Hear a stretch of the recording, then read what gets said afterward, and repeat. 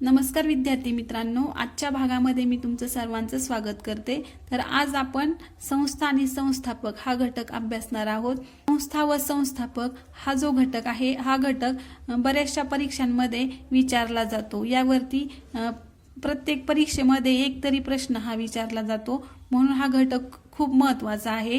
तर आज आपण याच घटकामधील काही महत्त्वाच्या संस्था या घेतलेल्या आहेत आणि त्यांचा आपण आता आढावा घेणार आहोत। तर इथे पहिली संस्था आहे मानव धर्म सभा व परमहंस सभा। तर मानव धर्म सभा आणि परमहंस सभा या दोघींचे संस्थापक आहे दादोबा पांडुरंग तरखडकर।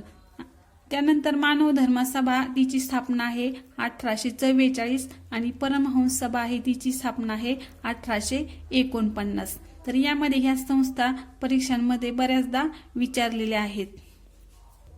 त्यानंतरची संस्था आहे ब्राह्मो समाज। तर ब्राह्मो समाज या संस्थेची स्थापना झाली आहे 1828 ला आणि त्याचे संस्थापक आहे राजाराम मोहन राय।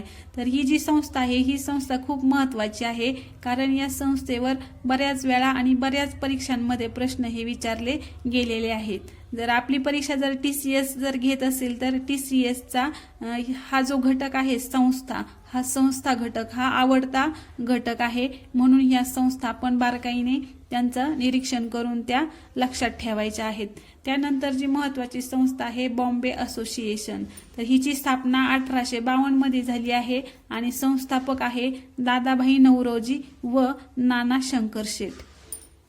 तर ही जी संस्था आहे या संस्थेचं वैशिष्ट्य काय होतं, तर सनदशीर मार्गाचा अवलंब करणारी भारतातील पहिली ही राजकीय संघटना आहे। त्यानंतरची सायंटिफिक सोसायटी, तर तिची स्थापना झालेली आहे 1862 ला आणि त्याचे संस्थापक आहे सर सय्यद अहमद खान।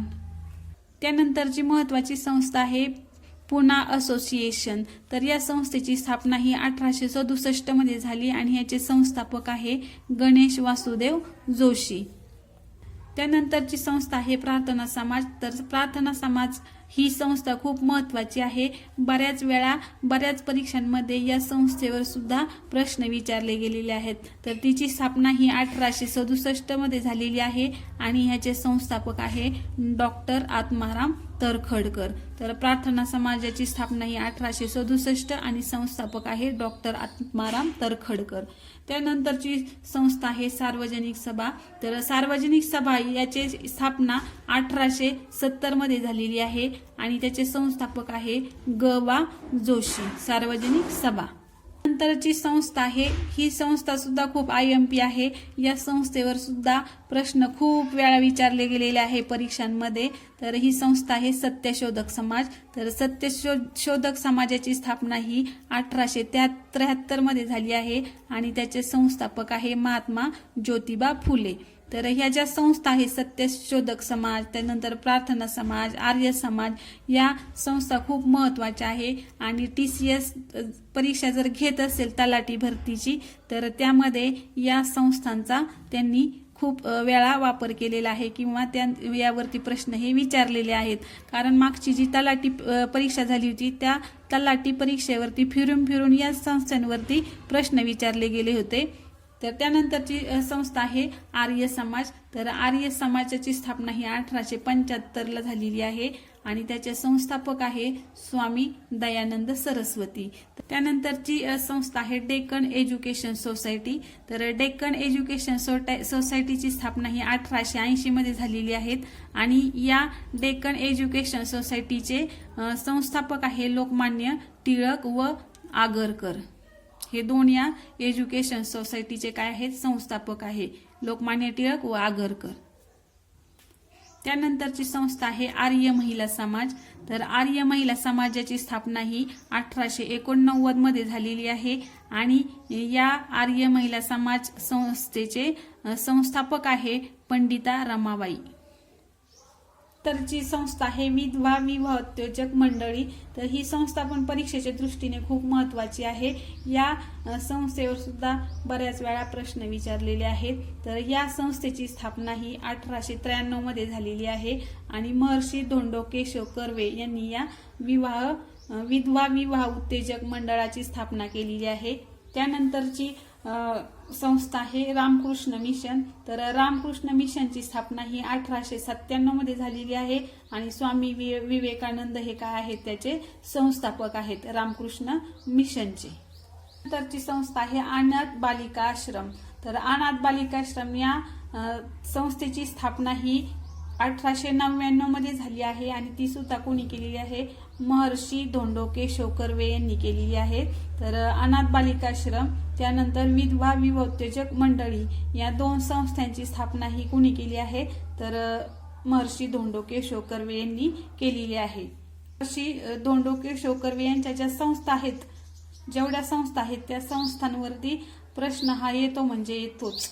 नंतरची अभिनव भारत. तर अभिनव भारत या संघटनेची स्थापना 1904 मध्ये झालेली आहे आणि त्याची स्थापना कोणी केली आहे, तर स्वातंत्र्यवीर सावरकरांनी केलेली आहे. स्वातंत्र्यवीर सावरकरांनी अभिनव भारतची स्थापना केलेली आहे. त्यानंतर भारत सेवक समाज. तर भारत सेवक समाजची स्थापना कोणी केली, तर भारत सेवक समाजाची स्थापना ही 1905 मध्ये गोपाळकृष्ण गोखले यांनी केलेली आहे. भारत सेवक समाज गोपाळकृष्ण गोखले. नंतर महत्वाची एक संस्था आहे डिस्प्लेड क्लासेस मशीन. तर स्थापना आहे 1906 ची आणि संस्थापक आहे विठ्ठल रामजी शिंदे. तर ही पण खूप महत्वाची संस्था आहे डिस्प्लेड क्लासेस मिशन. त्यानंतर मुस्लिम लीग. तर मुस्लिम लीगची स्थापना ही 1906 मध्ये झालेली आहे आणि त्याचे संस्थापक आहे नवाब सलीमुल्ला व आगा खान. नंतरची संस्था आहे हिंगणे स्त्री शिक्षण संस्था. तर हिंगणे स्त्री शिक्षण संस्थेची स्थापना ही 1907 मध्ये झाली आणि महर्षी कर्वे यांनी ती केलेली आहे. त्यानंतर निष्काम कर्ममठ ही पण संस्था खूप महत्वाची आहे, IMP आहे. तर या संस्थेची स्थापना ही कधी झालेली आहे, तर 1910 मध्ये या संस्थेची स्थापना झाली आहे आणि महर्षी कर्वे यांनी या संस्थेची स्थापना केलेली आहे. नंतर दुधगाव शिक्षण प्रसारक मंडळ. तर दुधगाव शिक्षण प्रसारक मंडळाची स्थापना ही 1910 मध्ये झालेली आहे आणि त्याचे संस्थापक आहे कर्मवीर भाऊराव पाटील. त्यानंतर बहिष्कृत हितकर्णी सभा 1924 ची आहे. बहिष्कृत हितकर्णी सभा 1924 डॉक्टर बाबासाहेब आंबेडकर यांनी त्याची स्थापना केलेली आहे. तर भारतीय मजूर पक्षाची स्थापना 1936 मध्ये डॉक्टर बाबासाहेब आंबेडकरांनीच केलेली आहे. त्यानंतर आहे फॉरवर्ड ब्लॉक. तर फॉरवर्ड ब्लॉक या संस्थेची स्थापना सुद्धा 1939 मध्ये झालेली आहे आणि नेताजी सुभाषचंद्र बोस यांनी याची स्थापना किंवा ते त्याचे संस्थापक आहेत. त्यानंतर आझाद हिंद सरकारची स्थापना ही 1943 ला झाली आणि त्याचे संस्थापक आहे सुभाषचंद्र बोस. तर महत्वाची एक संस्था आहे ही भारत कृषक समाज. तर भारत कृषक समाजाची स्थापना ही 1955 मध्ये झाली आणि त्याचे संस्थापक आहे पंजाबराव देशमुख. त्यानंतरची भिल्ल सेवा मंडळ. तर भिल्ल सेवा मंडळ ही पण संस्था महत्वाची आहे. तर हिची स्थापना 1922 मध्ये झालेली आहे आणि त्याचे संस्थापक आहे ठक्कर बाप्पा. त्यानंतर राष्ट्रीय स्वयंसेवक संघ 1925 आणि त्याचे संस्थापक आहे केशव बळीराम हेडगेवार.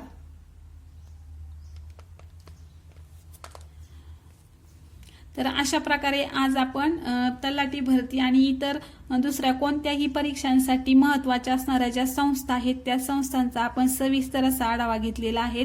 तर ह्या संस्था आहेत, ह्या संस्था परीक्षांच्या दृष्टीने खूप महत्त्वाच्या आहेत. व्हिडिओ आवडला असेल तर व्हिडिओला लाईक आणि सबस्क्राईब करा. धन्यवाद.